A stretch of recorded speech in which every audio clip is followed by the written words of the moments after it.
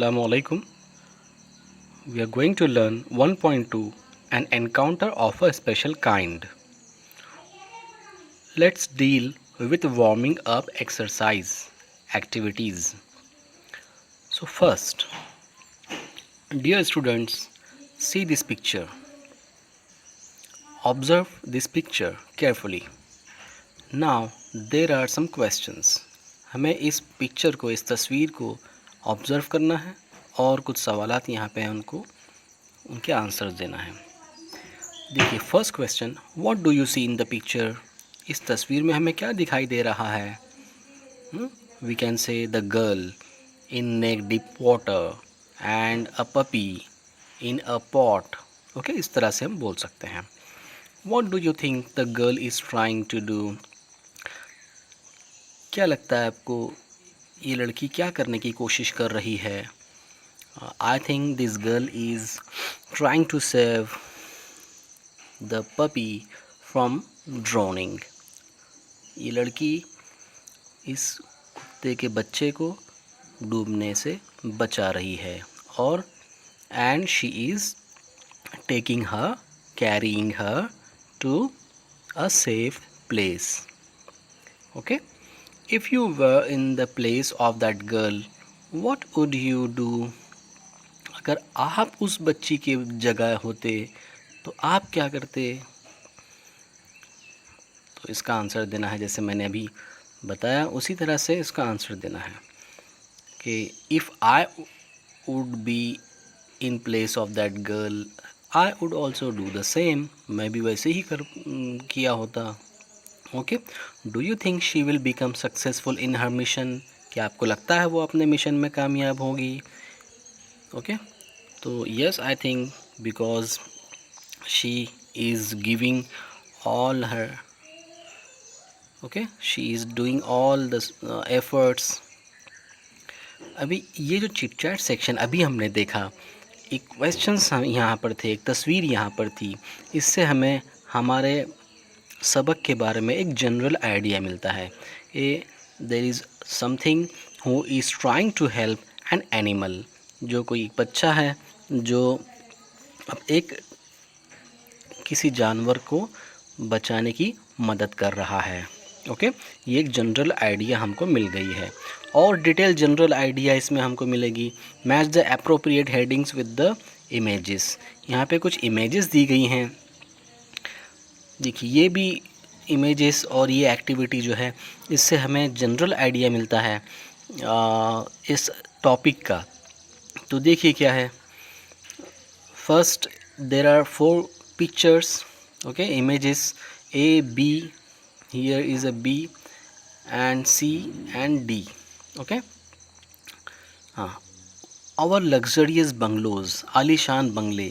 तो कौन सा हम मैच करेंगे, है ना? ये ए बी सी डी में से तो आपको यहाँ पर लिखना है। माई फेवरेट पास टाइम, मेरा पसंदीदा वक्त गुजारने का ज़रिया क्या है? तो यहाँ देखिए ए हो सकता है या डी हो सकता है या बी हो सकता है। देखिए क्या है, क्या सी हो सकता है। हाँ, ये आपको ज़रा कोशिश करनी पड़ेगी। अगर नहीं समझा तो व्हाट्सएप पे पूछ सकते हो। व्हाट अ कमोशन, क्या कमोशन है? कमोशन है ना, हंगामा। हंगामा किस चीज़ का हंगामा है? शोर है, शोर-ओ-गुल। तो देखिए कहाँ पर, एंग्रोज्ड इन माई बुक। एंग्रोज्ड कहते हैं किताब में पूरी तरह से मोह हो जाना, खो जाना। ओके, तो अभी ये 4 यहाँ पे सिचुएशंस दिए हैं, उनको हमें इन तस्वीरों के साथ मैच करना है। ओके, तो हम आगे बढ़ते हैं। अभी मेरे ख़्याल से आपको जनरल आइडिया आ गया होगा। हम एक पैसेज पढ़ते हैं और उसके कुछ क्वेश्चंस हम यहाँ पर निकाले हैं, उसके बारे में हम उसको समझने की कोशिश करते हैं। ठीक है, तो देखिए स्टोरी क्या है। हम स्टोरी से ज़्यादा इंग्लिश सीखने पे जोर देंगे। N encounter of a special kind. Encounter किसे कहते हैं? इनकाउंटर मीन्स आमना सामना होना, ओके, मुठभेड़ होना। माई father was a medical professional working for a private company. ये राइटर है, ये क्या कह रहे हैं? माई father was a working professional. एक देखिए, ये कट करता हूँ ज़रा, ज़्यादा बड़ा हो गया। इसको कलर भी ज़रा चेंज करेंगे यहाँ से। Okay, my father was a medical professional working for a private company. देखिए सब्जेक्ट है माई फादर, वॉज ये है वर्ब, ठीक है।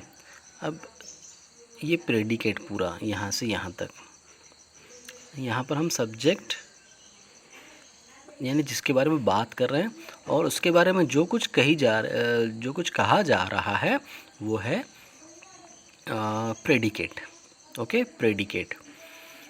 जैसे उर्दू में हम समझते हैं मुब्तदा और ख़बर, बिल्कुल उसी तरह से।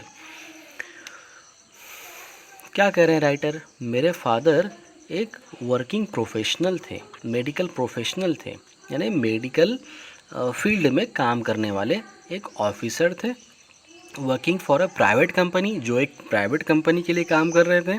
कहाँ पर, किस जगह पर? इन रानीगंज, इन वेस्ट बंगाल। वेस्ट बंगाल ये जो स्टेट है, इसके अंदर रानीगंज नाम का एक इलाका है, वहाँ पर ये काम कर रहे थे। The officers of the company were housed in individual bungalows inside a large campus. अभी जो इनके ऑफिसर्स थे इस कंपनी के, उनको दे वर हाउस्ड। देखिए, हाउस ऐसे नाउन होता है, लेकिन यहाँ पे वर्ब का काम कर रहा है, हाउस्ड। ओके, उनको रिहाइश का इंतज़ाम था। कहाँ पर? In individual bungalows inside a large campus. एक बहुत बड़े, मतलब बड़े से कैंपस के अंदर। कैंपस होता है जो ख़ास मुख्तस किया जाता है किसी पर्टिकुलर काम के लिए। ओके, जैसे कॉलेज का कैंपस है, स्कूल का कैंपस है, वैसे यहाँ पे ऑफिसर्स के बंगलों का कैंपस था। तो वहाँ पे इंडिविजुअल बंगलोज उनको रहने के लिए दिए गए थे। ओके, तो कहाँ पर था ये campus? Where was the campus? In Raniganj. Okay, our house was in a corner of the campus. इस कैंपस के, इस कंपाउंड के पूरे एरिया के कॉर्नर में उनका घर था, मतलब एंड में। The officers club was adjacent to boundary wall of our garden. अभी हमारे गार्डन वॉल, गार्डन की जो दीवार थी उसके करीब में ही, एडजेसेंट यानी बिल्कुल करीब में, क्या था? एक ऑफिसर्स क्लब था। सारे ऑफिसर लोगों का क्लब था। यानी क्लब यानी क्या? जहाँ पर आके सब लोग मिलते हैं, बैठते हैं, हाँ, ख़यालात का लेन देन करते हैं, किसी टॉपिक पे बहस करते हैं, या और भी दूसरे इसके क्लब के दूसरे और माने होते हैं। The boundary wall of our garden, हमारे गार्डन के बाउंड्री वॉल के बिल्कुल लग कर उनका क्लब था ऑफिसर्स का। द कंपाउंड, अभी ये सब सारा नक्शा खींचा जा रहा है, स्टोरी अभी शुरू नहीं हुई है पूरी से। अभी ये नक्शा खींचा जा रहा है कि किस तरह से घर का और कंपाउंड का जो ये मतलब मंज़र था, जो एरिया था, उसका नक्शा खींचा जा रहा है।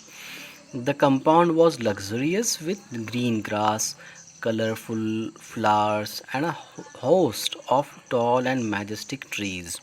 अब ये जो था द कंपाउंड, वो आलीशान था, लग्जरियस था। लग्जरी से बना लग्जरियस। क्या होता है लग्जरियस? आलीशान, है ना, भरा हुआ, भरपूर। ओके, आरामदा, बहुत सारे माने होते हैं। यहाँ पे क्या? आलीशान। Was luxurious with green grass, Hari Hari grass थी, घास, colourful flowers and a host, और एक होस्ट था। होस्ट यानी ये रखता था बहुत सारे एक जो बड़े दरख्त वगैरह थे, मैजेस्टिक ट्रीज़, ऊंचे और बड़े दरख्त इसके अंदर थे। Okay, the seasonal vegetables in the kitchen gardens of the households and the magnificent trees constantly attracted squirrels and many species of birds. Okay, तो देखिए ये पैसिव कंस्ट्रक्शन है जुमले का। यहाँ पे ये सेंटेंस यहाँ शुरू हो रहा है, देखिए फिर आपको दिखाता हूँ। The seasonal vegetables in the kitchen gardens of the sub house holds and the magnificent trees constantly. ये देखो ट्रीज, यहाँ तक जो है, यहाँ से यहाँ तक ये जुमले का सब्जेक्ट है। ओके, सब्जेक्ट यानी जिसके बारे में हम बात कर रहे हैं। Okay, subject. अभी ये क्या करते, कॉन्स्टेंटली अट्रैक्ट। ओके, इनके ज़रिए अट्रैक्ट होते, कौन अट्रैक्ट होते? Squirrels and many species of birds. अब अट्रैक्ट कौन करते, किसके ज़रिए अट्रैक्ट होते? तो यहाँ पे है सब्जेक्ट जो हमने चुना है अभी अभी, ये वाला, तो उसके ज़रिए अट्रैक्ट होते। द हाउस होल्ड, देखिए वो यहाँ पे द सीजनल वेजिटेबल, यानी सीजनल वेजिटेबल यानी मौसम के जो अलग अलग वेजिटेबल्स होते हैं, है ना, किस मौसम के कौन से वेजिटेबल्स अलग अलग होते हैं, सब्जियां वगैरह, और कहाँ? हमारे किचन गार्डन में। ये सब को देखकर अट्रैक्ट होती हैं स्क्विरल्स और बहुत सारे birds. Okay, a group of langurs had even made their den. यहाँ तक कि लंगूरों का ग्रुप भी है ना। क्या होता है लंगूर? ये बंदरों की एक ज़ात है। तो a group of langurs had even made their den in an ashwattha tree nearby. हमारे करीब में जो अश्वत्था ट्री था, उसके उस पर लंगूरों ने भी अपना मस्कन बना लिया था, रिहाइश की जगह बना ली थी, है ना, शेल्टर जिसको कहते हैं हम, शेल्टर, आसरा, सहारा बना लिया था। They had all become a part and parcel of our existence and daily life. अब ये सब लोग, इतने जो स्क्विरल्स, स्पीशीज़, लंगूर्स और ये सारा जो मामला है, ये हमारे ज़िंदगी का एक पार्ट एंड पार्शल बन गया था। पार्ट एंड पार्शल बोले तो क्या? पार्ट एंड पार्शल यानी हमारे ज़िंदगी का एक इम्पॉर्टेंट हिस्सा बन गया था। एग्जिस्टेंस यानी हमारे वजूद का, हम जहाँ इस दुनिया में हैं तो हमारा एक हिस्सा बन गया वजूद का, और हमारी डेली लाइफ, रोज़मर्रा की ज़िंदगी का। देखिए, a small incident on Saturday afternoon left a profound effect on me and unfolded before my eyes a whole new dimensions to the wonders of God's creation। Saturday के बारे में बात कर रहे हैं, सैटरडे आफ्टरनून के बारे में। क्या है सैटरडे आफ्टरनून को? एक छोटा सा वाक़या पेश आया सैटरडे आफ्टरनून को। क्या वाक़या था? देखिए, हाँ, कैसा वाक़या था ये? अ स्मॉल इंसिडेंट, एक छोटा सा वाक़या सैटरडे आफ्टरनून को मेरे वजूद पर, मुझ पर एक बहुत ही गहरा असर छोड़ गया और अनफोल्ड किया। अनफोल्ड यानी जाहिर किया। ओके, क्या जाहिर किया इस वाक्य ने? बिफोर माई आइज़, मेरे नज़रों के सामने जाहिर किया, खोल के रख दिया। अनफोल्ड यानी क्या? घड़ी करके रख देना, बांध के रखना। ओके, और अनफोल्ड यानी खोल के रखना, जाहिर करना, आँखों के सामने ले आना।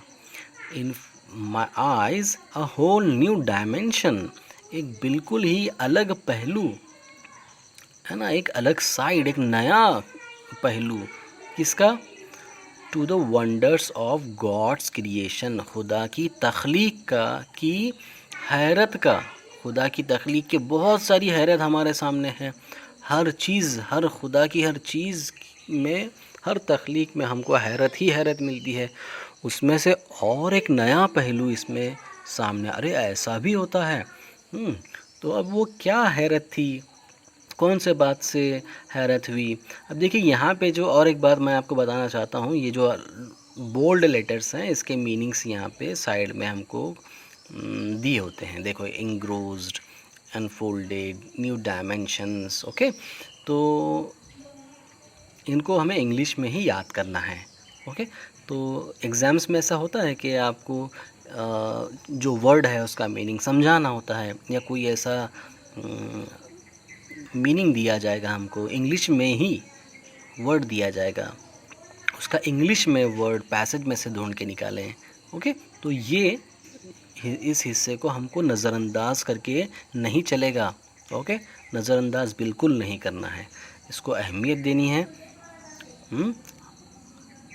हमारा इंग्लिश इम्प्रूव भी होगा और मार्क्स भी अच्छे मिलेंगे।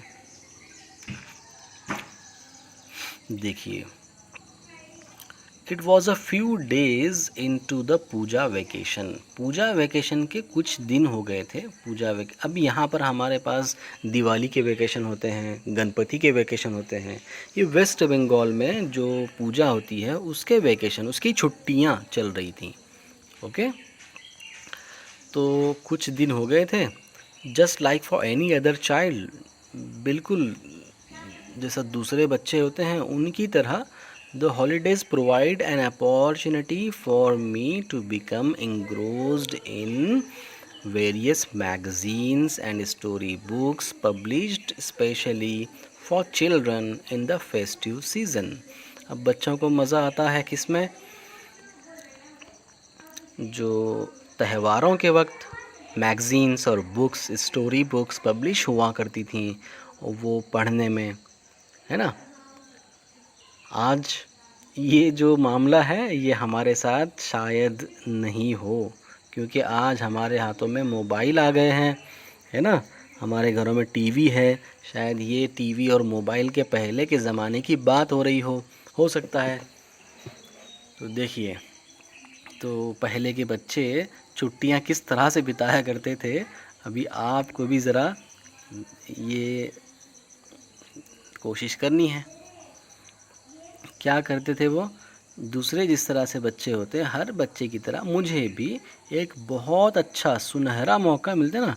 देखो, प्रोवाइडेड मी हॉलीडेज़, छुट्टियों ने मुझे मौका फ़राहम करके दिया।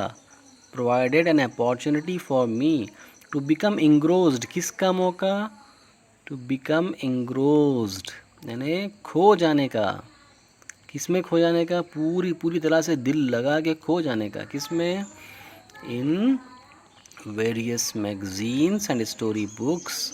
बहुत सारे जो मैगज़ीन्स होते हैं, रिसाले और स्टोरी बुक्स होती हैं, ख़ासकर जो बच्चों के लिए पब्लिश की जाती हैं। आप में भी बहुत सारे बच्चे दिल लगाकर पढ़ने वाले हैं, नहीं है ऐसा नहीं है। तो इसको थोड़ा सा डेवलप करें, इसके तरफ थोड़ा ज़्यादा तवज्जो दें।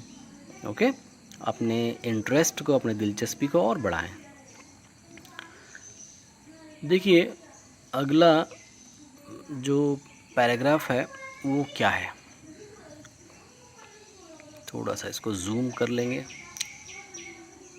ओके, ताकि अगर किसी के छोटे स्क्रीन वाले मोबाइल हों या क्वालिटी, वीडियो की क्वालिटी कम आ रही हो, तो भी हमको समझ में आ जाए।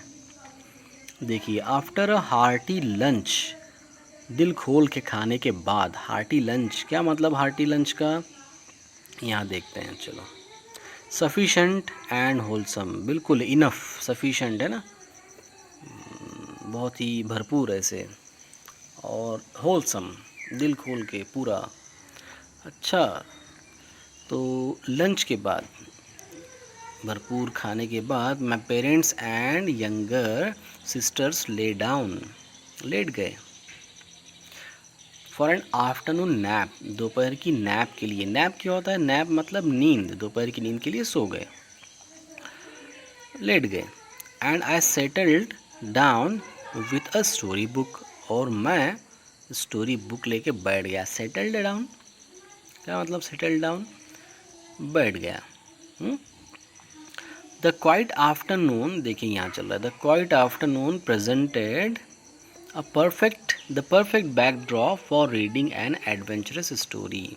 ये बहुत ही परफेक्ट ये टाइम था, एक बैकड्रॉप था, है ना, माहौल बना के रखा था इस दोपहर ने, for reading an adventure story.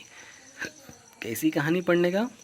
एक एडवेंचर स्टोरी पढ़ने का एक मौका मिल गया। The silence was occasionally broken by the sounds of family snoring.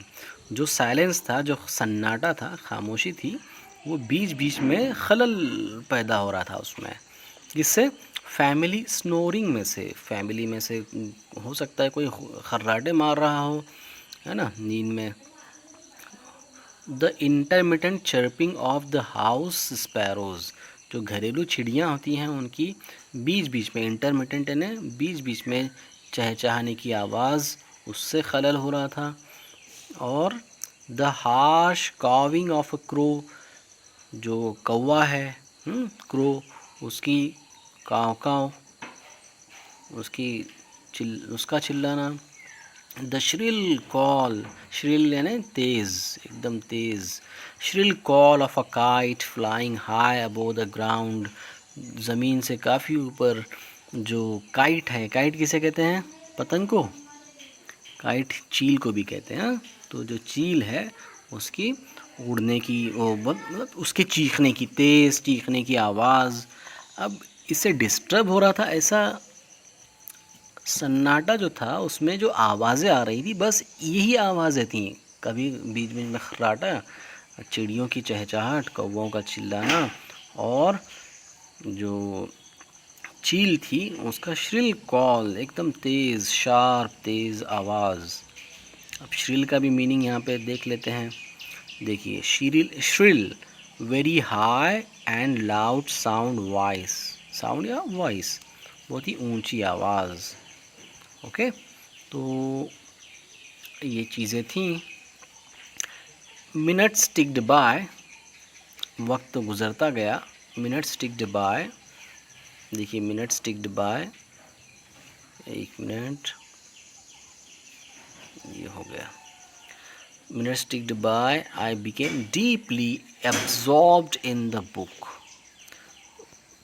Minutes ticked by, वक्त गुज़रता गया और मैं वो एकदम किताब में मोह हो गया। एब्जॉर्ब के वैसे माने होते हैं जज्ब करना। यहाँ किताब में खो गया, बहुत ध्यान से पढ़ने लगा। देखिए, यहाँ तक पहला पैसेज हो गया है। अभी हम इस पैसेज पर कुछ सवालात और एक्टिविटीज़ सॉल्व करेंगे, वो ज़रा देखेंगे। Question 1, simple factual question. अभी यहाँ पे जो सवालात हमने लिए हैं आपकी वर्कबुक में से लिए हैं, इंग्लिश की वर्कबुक जो 10वीं की है उसमें से लिए हैं। यानी जैसे एग्ज़ाम में सवालात आते हैं, बिल्कुल वो सवालात हम यहाँ पर लेने की कोशिश किए हैं। तो देखिए, पैसेज पे पहला सवाल होता है क्वेश्चन 1, सिंपल फैक्चुअल एक्टिविटीज़, यानी आसान सवालात होते हैं जिसमें आसान से जवाब हमको देने होते हैं। अभी पहला सवाल क्या है, देखिए, से वेदर, इसका कलर ज़रा चेंज कर लेंगे। ओके,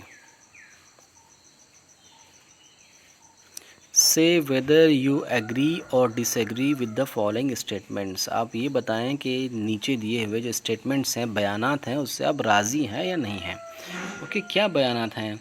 अगर आप एग्री हैं तो यहाँ पर इस कॉलम में एग्री लिखेंगे, यहाँ पर इन हिस्सों में एग्री हैं तो एग्री लिखेंगे, अगर डिसएग्री हैं तो डिसएग्री। एग्री डिसएग्री यानी आप इस बात से मुत्तफिक हैं या नहीं हैं। Sorry,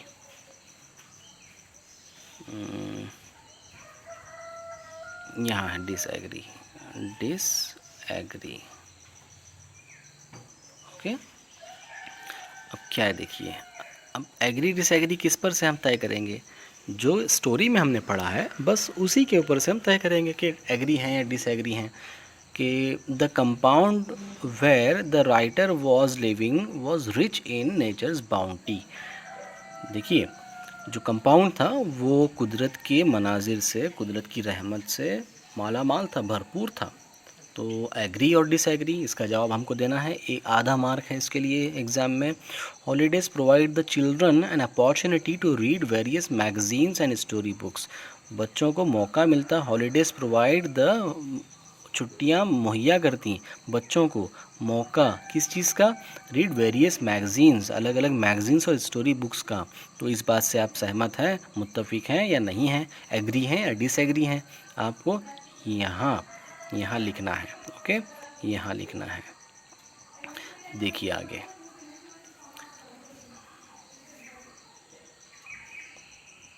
the incident awkward during summer vacation. तो ये पेपर में मतलब अपने पैसेज में ढूंढना है और इसका आंसर सही वो लिखना है। जो इंसिडेंट पेश आया, जो वाक़या पेश आया, वो समर वेकेशन में था। ओके, समर वेकेशन में। तो आप इससे एग्री हैं या डिसएग्री हैं? मैं इसका आंसर आपको नहीं दूंगा, लेकिन आपको पहचानना होगा। Okay, next, magazines and story books were published specially for adults in festive season. त्योहारों के वक्त ख़ास तौर पर एडल्ट्स के लिए ये स्टोरी बुक्स और मैगजीन्स छपती थी, पब्लिश होती थी। तो यूर एग्री, तो यस, डिसएग्री तो डिसएग्री लिखिए। Writers father was a medical professional. Writer के जो वालिद थे वो मेडिकल प्रोफेशनल में काम करने वाले थे। तो are you agree with this statement और disagree? So we have to write here. Okay,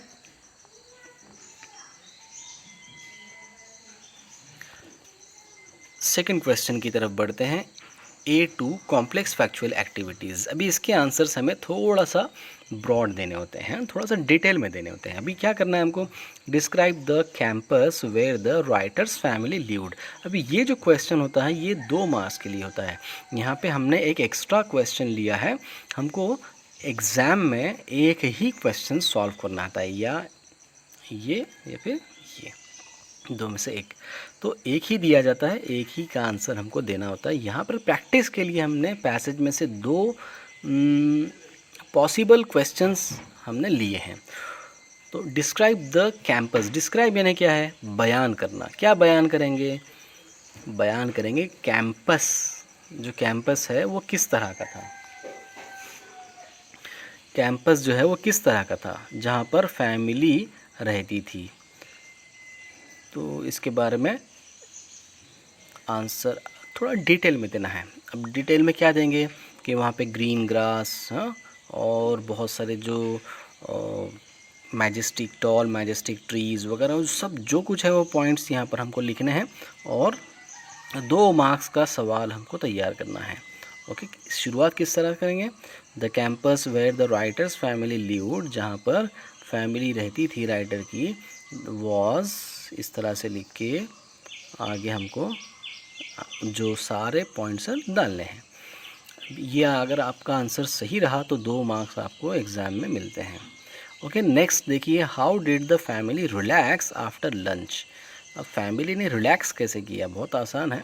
थोड़ा सा हमको जितना उसका रिलेटेड जुमले अपने पैसेज में है सारे उठा के लिखने हैं, 2 मार्क्स आपके पक्के हो जाएंगे। अब चलिए बढ़ते हैं हम तीसरे क्वेश्चन की तरफ। क्वेश्चन 3, देखिए ये एक्टिविटी है बेस्ड ऑन वोकेबलरी। वोकेबलरी क्या होती है, वोकेबलरी होती है अपने अल्फाज का ज़ख़ीरा। अल्फाज के ज़ख़ीरे पर जो सवालात हैं वो क्या हैं, match the words in column A with their meanings in column B. ए जो ये कॉलम है उसका बी से हमको मैच करना है। अभी हमने जो अल्फाज पढ़े हैं अभी अभी पैसेज के अंदर, बस वही अल्फाज हैं, उनको यहाँ पर हमको मैच करने हैं। देखिए बहुत ही अच्छे अंदाज से यहाँ पर टेबल बना हुआ है, हार्टी इंग्रोज्ड, थोड़ा सा कलर इसका चेंज होता है कि देखेंगे, रेड कर लेंगे इसको, एंटरटेनमेंट, श्रिल, इनके क्या मीनिंग है हमको यहाँ जोड़ने हैं। अभी इसके माने हुए तो फ्रीक्वेंट है ना, कभी कभार, अक्सर जो बीच बीच में होता है इस तरह से, और सफिशेंट एंड होलसम हमने देखा है, अभी हाई पिच्ड ये भी देखा है, इन फुल अटेंशन यानी पूरे तवज्जो के साथ। अभी ये आपका काम है कि किस तरह से सही से जुड़ाना है, और ये पैसेज पूरा हमको व्हाट्सएप पे आप शेयर करेंगे। ओके, अभी चलिए बढ़ते हम फोर्थ क्वेश्चन की तरफ, नहीं इसका ही थर्ड का ही दूसरे 2 और 3। देखिए ये थर्ड जो क्वेश्चन है अभी हमने डिस्कस किया है, यहाँ जाते हैं, पीछे जाते हैं थोड़ा सा। देखिए ये जो तीसरा सवाल है इसका भी 2 मार्क्स के लिए हमको अटेम्प्ट करना होता है ये क्वेश्चन। तो ये 4 अल्फाज दिए जाते हैं आधे आधे मार्क्स के लिए। ओके, तो एक ही सवाल रहेगा या 1 मार्क का एक सवाल रहेगा। 1 मार्क अगर रहता है तो ये आपको सिर्फ 2 दिए जाएंगे अल्फाज। ठीक है, तो यहाँ पर सवालात एक्स्ट्रा हमने लिए हैं। तो क्या है एक्स्ट्रा सवालात, देखिए इस तरह का भी आपको एक सवाल मिल सकता है। देखिए सेकंड देखेंगे, हाँ ये अच्छी से प्रैक्टिस करेंगे। मेक एज मैनी 3 लेटर और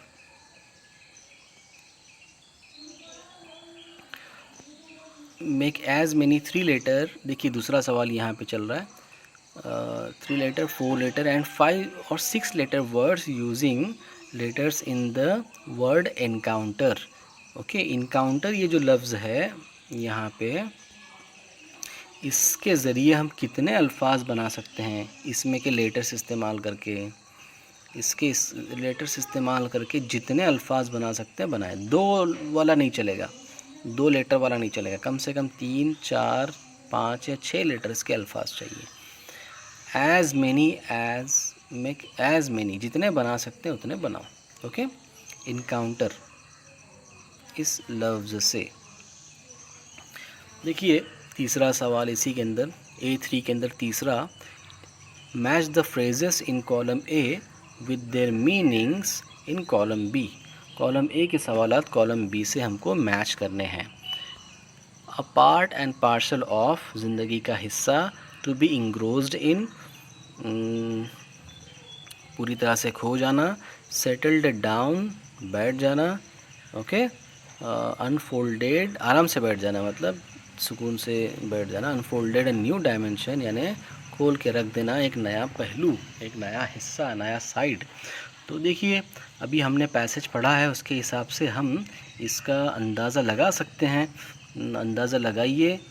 अगर आपका अंदाज़ा मतलब अंदाज़ा सोच समझ के लगाना है, टैली करना है, बराबर देखना है।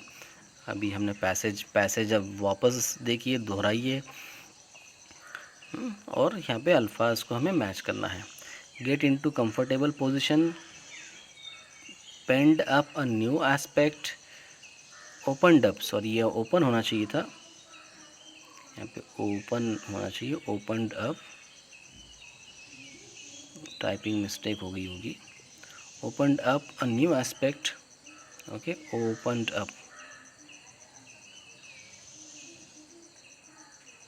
opened up a new aspect, or to be essential or integral part of something, or was completely occupied in।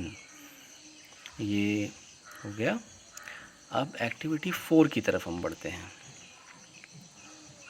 देखिए एक्टिविटी 4 क्या है। Activity 4 based on contextual grammar. Grammar के ऊपर भी हमको 2 सवालात या 1 सवाल 2 मार्क्स के लिए करना होता है।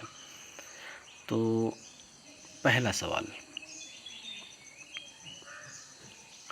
Rewrite the sentences as per instruction.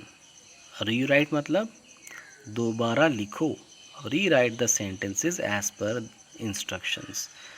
क्या है, जुमलों को दोबारा लिखना है इंस्ट्रक्शन पढ़ के। My father was a medical professional, मेरे फादर मेडिकल प्रोफेशनल थे।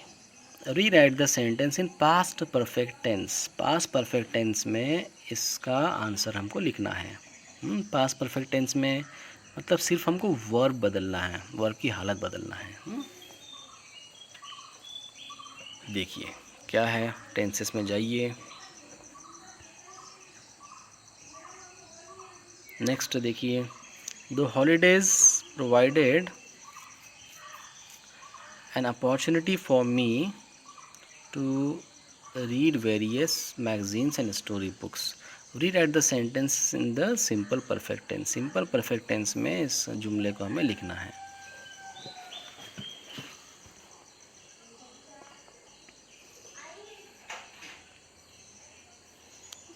पहला सवाल देखिए ज़रा। शायद इस सवाल में कुछ गड़बड़ लग रही है मुझे, थोड़ा सा कुछ स्पेलिंग मिस्टेक हो गई होगी। मैं आपको व्हाट्सएप के ज़रिए बताता हूँ कि थोड़ा सा यहाँ पर कुछ गड़बड़ लग रही है। My father was a medical professional. देखिए, बहरहाल दूसरा सवाल आप कीजिए।